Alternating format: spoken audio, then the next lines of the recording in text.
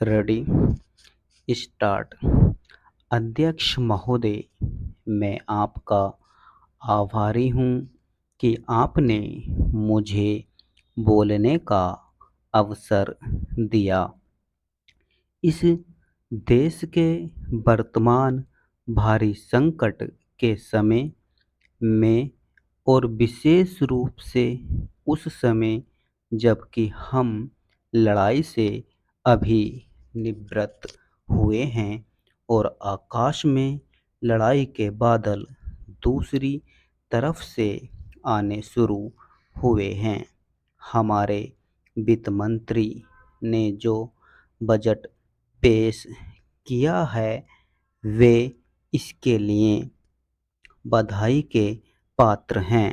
यद्यपि भिन्न भिन्न पहलुओं को लेकर आलोचनाएं की गई हैं, लेकिन यदि उनकी कठिनाइयों को भी देखा होता कि राष्ट्र को किन किन संकटों का सामना करना पड़ रहा है, इस बात पर भी अगर मेरे से पहले बोलने वाले वक्ताओं ने विचार किया होता तो मेरा विश्वास है कि उनकी आलोचनाओं का आधार कुछ दूसरा होता।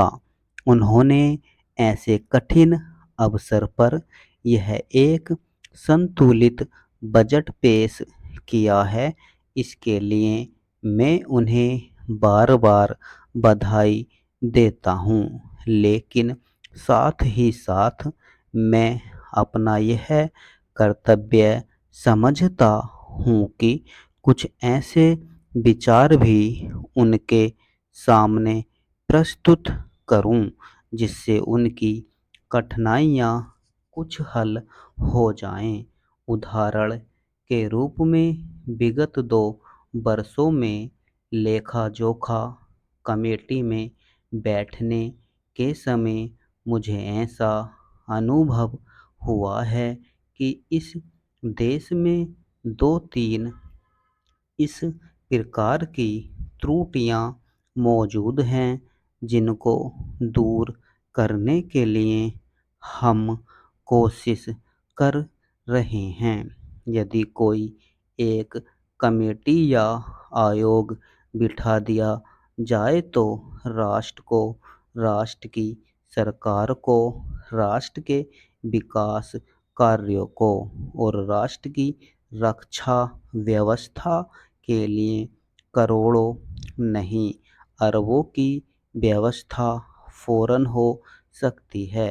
केवल शासन को जागरूक होकर कुछ कदम उठाने की आवश्यकता है। अभी कुछ छिपे हुए धन का जिक्र किया गया।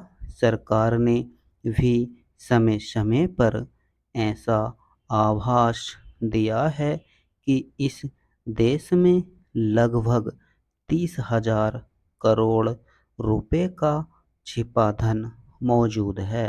स्वयं मैं समझ नहीं पाता हूँ कि जब सरकार ऐसा अनुभव करती है तो इसकी व्यवस्था करने में उसको दिक्कत क्या आ रही है। ऐसा मालूम होता है कि कहीं इच्छा शक्ति की कमी है। भारत की इस सरकार ने अपनी शक्ति का ठीक से उपयोग करके उस दुश्मन के दांत खट्टे किए जिसके ऊपर की विश्व की शक्तिशाली और इंग्लैंड जैसी शक्तियों का अटूट सहारा था और जिसको कि उन्होंने हमारे विरुद्ध उकसाकर खड़ा किया था और अपना पूर्ण सहयोग दिया था। स्टॉप।